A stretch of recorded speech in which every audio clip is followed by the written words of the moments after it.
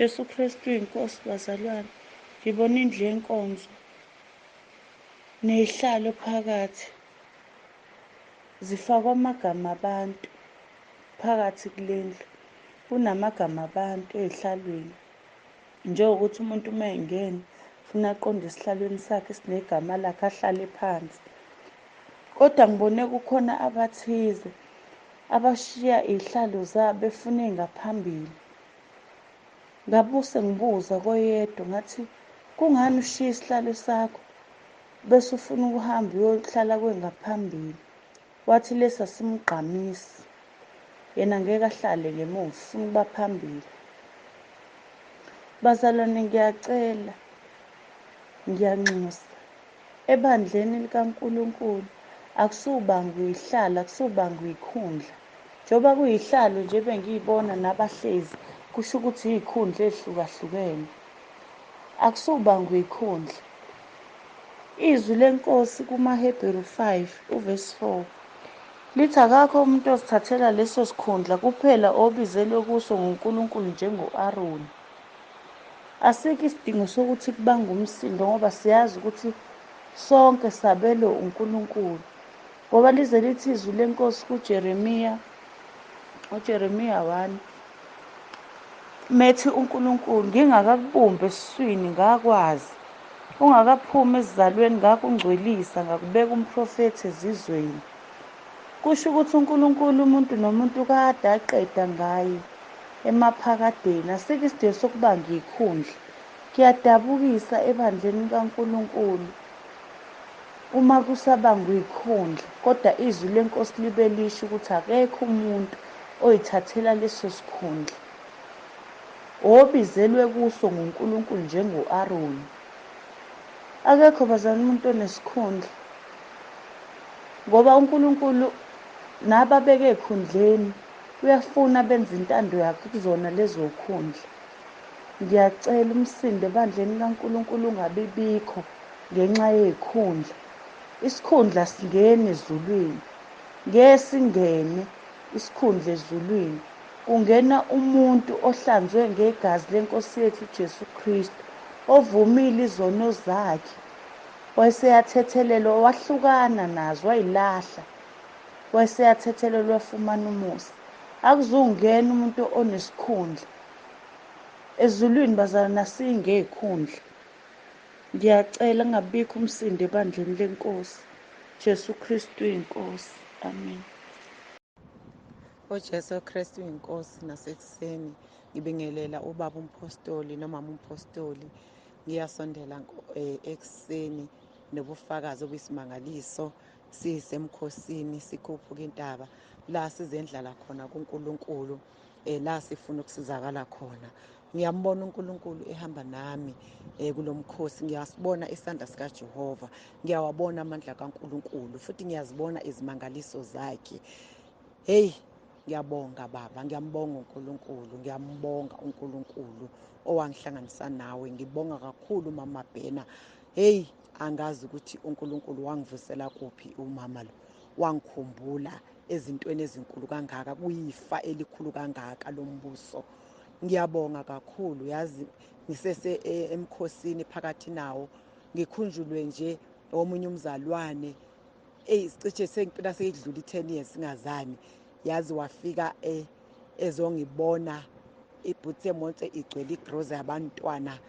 Yazi ngathi kanti uNkulunkulu njani. Angazi bengiseseyinsukwini nje mebezu 7-8 emkhosini khona lapho sando kuqala.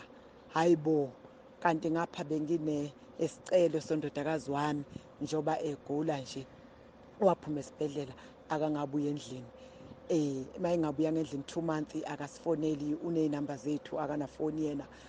Ngicelile njalo kuma-prayer request ami lomkhuleko. Ngamuzwa undodakazi engifonela ethi mama ngiyaphila, ningene njani ku-Christmas.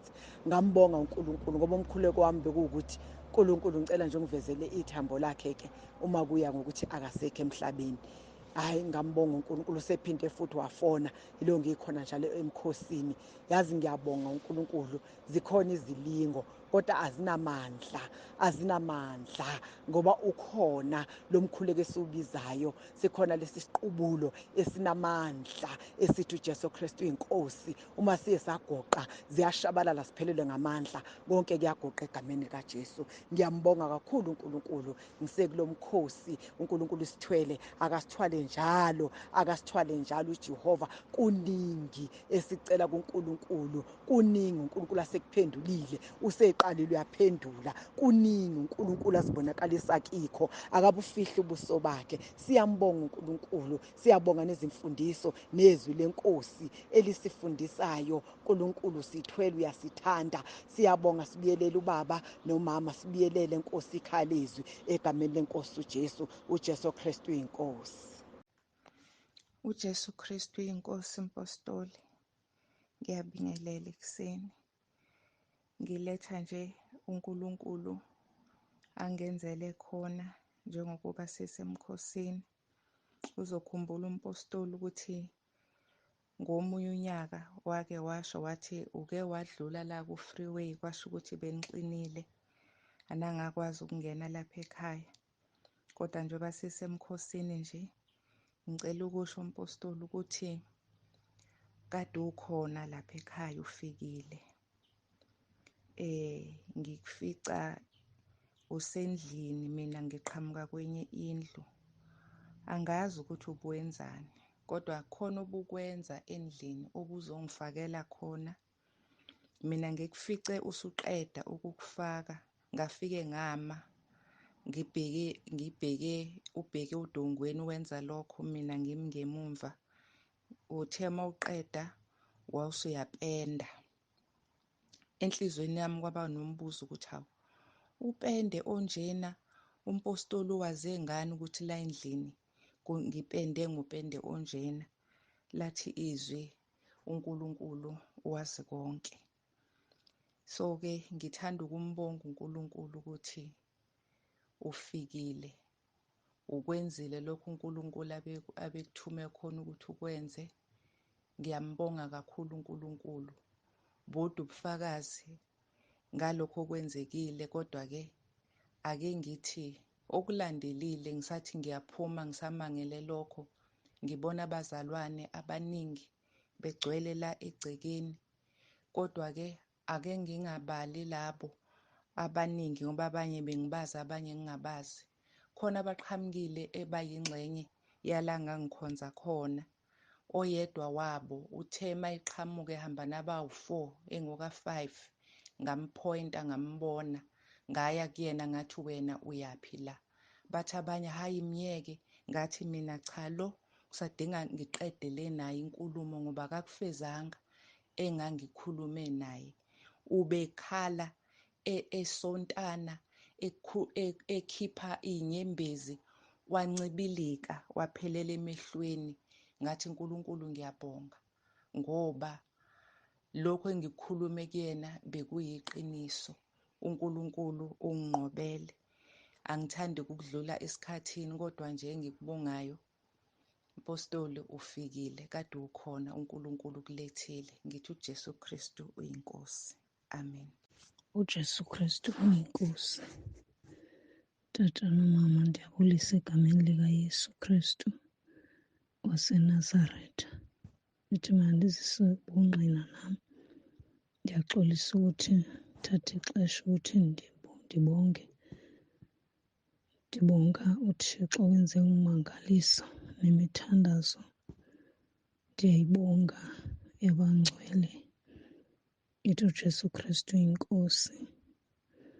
Ndibuyisele umntanam ebengandithethisi for 4 years. Benomyeni wakhe ukhona, bethinjiwe nje, ndingathi bethinjiwe ibandla elikhokhelwa ngutatazala wam nomamazala wam. Bandahlukanisa naye, bathi makangandithethisi ngoba mna ndiyambulala, ndiyamthakatha. Ndim ongunobangela weengxaki adibana nazo. Bendihleli ndinomthandazo, ndingalali busuku nemini, ndimcenga uThixo ndenzela inceba ngoba badestroye umtshato wam nonyana wabo. Ngoku bathatha nomntanam, kodwa uThixo nenzele inceba. Nge-29 kaDisemba umntanam ndathetha naye, uThixo wandinceda. Ndafika umntanam, uThixo seyityhile konke, sajika izinto, wababona uba abayiyo le nto becinga uba ngahle bayiyo. Ndiyambonga kakhulu uYesu Kristu. Imihla nezolo ndihlala ndimbonga Thixo zenzo zakhe zincamisileyo. Ndiyambonga, ndicela ndiphe amandla uqhubeka ndihlale kuye. Ndibonga ungena ekhaya leZwi, ngoba bekungenakwenzeka oku ndingenayo imithandazo yabangcwele, ndingahlanganyelanga nabo. Ndiyambonga uYesu, ndithi uJesu Kristu yinkosi. Kunintsi nje uThixo ndimbona endilwela kwizimpi zonke, uba zinintsi izimpi uSathane ahlasela ngazo, kodwa ngenxa yoba ndisekhaya leZwi futhi ndiyambonga uYesu. Ndicela ndiphe amandla okuqhubeka endleleni, ndihlale kuye, ndingadinwa ukufuna ubuso bakhe. uJesu Kristu yinkosi. Ndiyabulela tata nomama. Amen. Ngiyabingelela ubaba umpostoli, baba uNzibande nomama umpostoli, nabazalwane bonke base ekhaya leZwi nasentabeni yendlu kaJehova kuyabonelelwa.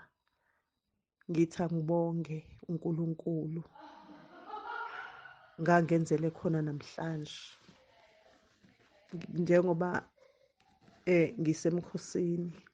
Ngike ngaphathwa ikhanda kakhulu emini, ngaphathwa ikhanda ebelingishaya ngisho emqaleni, bekunomthambo nje oshaya la emqaleni, libuhlungu ngendlela esimanga. Ngike ngakhuleka, ngaguqa, ngakhuleka, ngabiza igama likaJesu, ngathi uJesu Kristu yinkosi, ngaqhubeka ngakhuleka. Livele lanqamuka ngaso leso sikhathi kuze kube manje. Alisekho nje nhlobo, kanti ngendlela ebelingiphethe ngakhona. Ngiye ngacabanga nje ngathi uma ngase kuyoshona ilanga lingiphethe kanje kungaba njani, kodwa ngiyambonga uNkulunkulu ngaleli gama likaJesu, ukuba nje masilikhonfesa sithi uJesu Kristu uyinkosi, liyasebenzela. Usho njalo umhlabeleli, uthi liyabasebenzela abalikholwayo. Siyambonga uNkulunkulu, siyalikholwa kakhulu futhi sesilibona ukuthi liyasebenza. Siyambonga kakhulu umpostoli ubaba uNzibande ngokusifundisa nje ukuzimela ukuthi la ukhona ukwazi ukubiza leli gama, izinto zivele zenzeke. Siyabonga. Amen. uJesu Kristu yinkosi. Baba, ngiyabingelela Baba egameni likaJesu. Nginobufakazi bokumbonga uNkulunkulu ngakho konke akangenzele khona. Unyaka uqalile, ngibonga ukuphila nomndeni.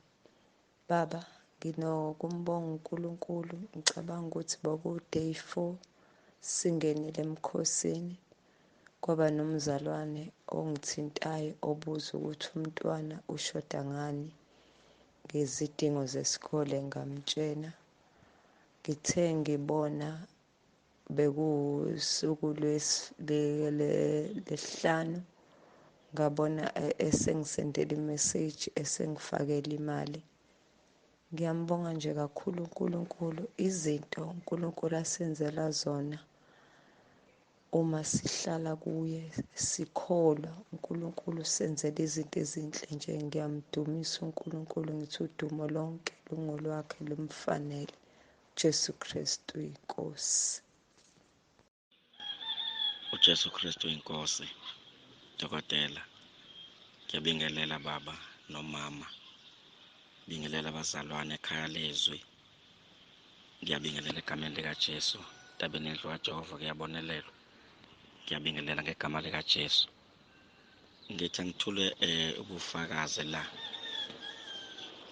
dokotela, amandla ukuvunywa kwezono ukuthi kanti angakanani. Ngivume izono ngomhla ka-8 bekuyi-Monday. Ngomhla ka-12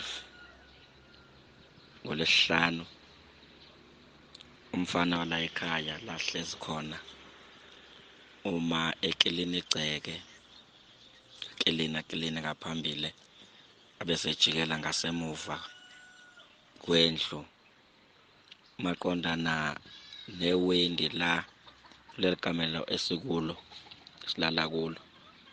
Mayethi uyahamba khona ngesipedi lo mfana ejobe beklinake. Mayemba ngesipedi uvumbuka amakhandlela awu-2 elibomvu nelimnyama kufakwe inaliti ngaphakathi. Uma ebonakala amakhandlela kuyabonakala ukuthi akuwona amakhandlela kuthiwa mhlawumbe okanye ngamakhandlela asanda kufakwa. Kuyabonakala uba madala kade afakwa la makhandlela azovumbuka manje okwesimanga-ke ukuthi le ndawo lamakhandlela avela kuyo kade kwakilinwa la. Manje ngibuka mina ukuthi ukuvuma kwami izono ikhona lokhu okudalule la makhandlela. Ngiyambonga nje uNkulunkulu ukuthi inkonzo yokuvuma kwezono inezinto ezenzayo ngibonile. Bengifisa ngempela ingathi ozakwethu nabo bangayibona lento ngoba lento yokuvuma kwezono ngibonile mina ukuthi ayinaki ukuthi ungumfundisi, ungumbhishophi, ungubani kodwa nje kubalulekile ukuthi wonke umuntu manje ungumntwana kaNkulunkulu yenziwe lenkonzo yokuvunywa kwezono. Ngiyambonga kakhulu uNkulunkulu ukuthi ngokuvuma kwami izono kwazovumbuka izinto ekade zagqitshwa kuleli khaya. Ngibonga uNkulunkulu kakhulu ngalokho. uJesu Kristu uyinkosi. Amen. uJesu Kristu inkosi. Baba, ndiyakubulisa egameni lenkosi yami uYesu Kristu. Amen. Baba, ngicela ukuletha nje ubufakazi nokuhlambuluka njengoba ndikhona nje ukuthi nimamele imfundiso zakho. On Friday emveni kwaba besenimamela ukuthi xa uvuma izono ufuneka ubhale wenze ini nani. Ndithe xa ndisabhala ndabhala abantu bonke endakhe ndalala nabo. Ndabhala. Emveni koko inhliziyo yami yababuhlungu ngendlela esisimanga. Azange ngikhona bekusekulate mhlawumbe ngabo 8 kanje. Ngahluleka ngacambalala embhedeni. Ndiva obubuhlungu obo kodwa ngongisacambelela embhedeni into eyenzekileyo ngiye ngafila ukungathi kunento ephumayo la kimi lana ngaphansi. Into ephumayo engamanzi mara mangithi ngiyabheka vele iyaphuma ingamanzi. Kokunye before kuphuma lento bengingathi kumanxa ngilele nomuntu oyindoda. Leya mizwa leya okanye leya nto eyenzakalayo mawulala nomuntu oyindoda. So ngathi ngisekulo kodwa beningalalanga. Ngithe ngisekweso simo eso. Ngazwa ke manje sekuphuma lento le engathi ngamanzi lawo. Mase ngivuka ngempela ngaphaphama like ngavuka ngasuka embhedeni ngahamba ngaya ngasetoilet. Bangifika ngempela kune discharge of which angisaphuma i-discharge. So ngiphakamisa ubukhulu bukaNkulunkulu ngomsebenzi wakho Baba, even though i-date yami yokuhlambulula ingekafiki kodwa ndiwabonile amandla kaNkulunkulu. uNkulunkulu ngendlela akusebenzise ngawo ukuseva imiphefumulo yethu. Emveni koko ndi-right ke tata, enkosi kakhulu. Ndisalinde nje lo date leyo. Amen. Enkosi. Jesu Kristu inkosi. uJesu Kristu inkosi. Baba, ngiyabingelela egameni kaJesu Kristu waseNazaretha. Ngizoletha ubufakazi. Ngiyambonga kakhulu uNkulunkulu ukuthi ngezifundiso zakho sifundisa zona ngima ngingenele emkhosini. uNkulunkulu uyawuphendula umkhosi wami konke engikucelayo nengisakhuluma ngenhliziyo uNkulunkulu uyakuphendula. Ngiyambonga nje kakhulu uNkulunkulu ukuthi uNkulunkulu ophilayo, uNkulunkulu olalelayo, azwe noma kuduma izulu. Uma ngithi nje uJesu Kristu inkosi, uma ngabe kuyizulu lemvelo yakho Baba aliqhubeke, kodwa uma ngabe lihambisana noSathane lime konke. Nemvula ngiyale ngithi uJesu Kristu inkosi, kuthule konke kungilalele egameni kaJesu. Ngizophamisa kakhulu uNkulunkulu ukuthi leli gama elithi uJesu Kristu inkosi impela liyabasebenzela abakholelwa kulo egameni kaJesu Kristu. Ngiyawabonga amandla kaNkulunkulu ukuthi saloku nje ngicela yonke into engikhulekelayo uNkulunkulu uyayiphendula. Na uNkulunkulu uyamfundisa ukuthi uma ngabe ufuna into kuNkulunkulu fanele ungene emkhosini uyicele kuNkulunkulu, kanti noBaba uzokhuluma ngaleyo nto ukuthi uma ngabe nje ufuna into kuThixo ungena emkhosini, sicele konke esikudingayo, sikhuleke ngenhliziyo ehlanzekile. Ngiyambonga uNkulunkulu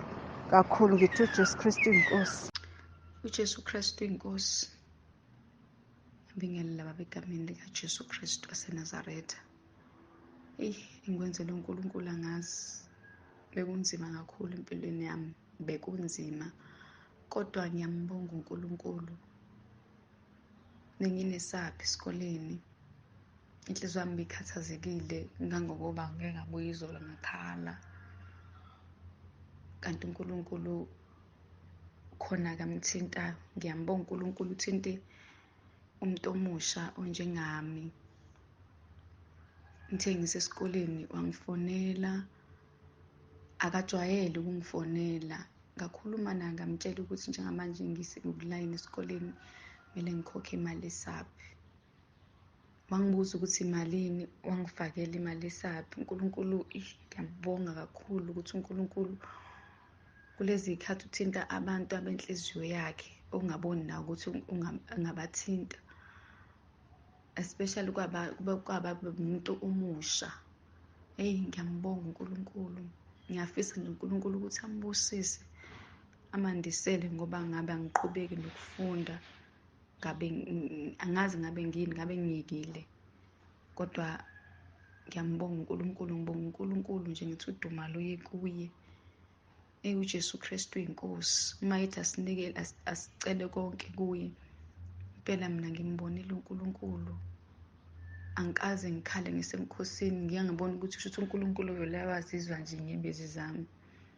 Ngiyambonga kakhulu uNkulunkulu, ngiyambonga. Ngazi ukuthi ngathini, futhi ngiyafisa ukuthi uNkulunkulu ambusise. Umuntu abengiqala ngisho ukumazi enkonzweni zabantu abasha, kodwa akakwenzeki kimi. Ngithi nje udumo ngililetha kuNkulunkulu. uJesu Kristu uyinkosi. Amen. uJesu Kristu inkosi. Ngiyabingelela kwaMthibande, ngibingelele nakumama, bese ngibingelela abazalwane entabeni endle kaJehova kuyabonelela, nasekhaya leZwi. uJesu Kristu inkosi. Ngizobonga nje, ngibonga uNkulunkulu ngangenzele khona ukuthi uyasizwa. Ngimdumise ukuthi uNkulunkulu uyasizwa, wazi ukucabanga kwethu nokudlinza kwethu, uyakwazi, uyakubona. Ekuseni namhlanje bengisacabanga la ngisebenza khona, ngisebenzela amakhampani amabili, so eyodwa irentile kule enye. So manje and ngiholelwa eyodwa, kodwa ngibaklinela bonke. So enhlizweni yami ngithi hayi, kufika ukuthi hawu lena enye nje ikhampani yazi ukubane kuthiwa noma ingangipha nje noma u-500 every month cash, ngiyayicabanga lento bese ngize ngigcina ngiphumisela. Ngithi yazi bekungaba ngcono bengenza umehluko omkhulu kabi, uyabona, ekuseni namhlanje. And then ngicabange leyo nto bese ngiyayishiya futhi ngenze eminye imisebenzi. Uthi uma uphela u-2 hours, hawu ngihambe ngithi ngiyoqoqa izitsha e-ofisini elikhulu, ngifica umphathi. Uma ngimfica khipha u-500, wona lo bekade ngikhuluma ngicabanga ngawo, ngidlinza ngawo. Athi nansi imali, uthengele abantwana i-uniform noma ugcwalise naku-school fees. Ngiyambonga kakhulu uNkulunkulu. ukuthi uyezwa singakaceli yana useyazi ukuthi into ezihlinze ngayo uyazi ukuthi siyayidinga. UJesu Kristu inkosi, ngimbonga kakhulu. uJesu Kristu inkosi baba, thanda ukudlulisa ukubonga okukhulu ukuthi bengithenga isitofu nje and sangavuma ukusebenza u-oven.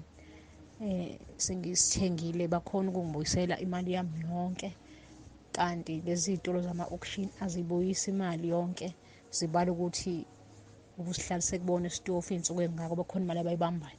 Kodwa nje ngidumisa uNkulunkulu ukuthi isitofu bayibuyisile imali yasiphelele.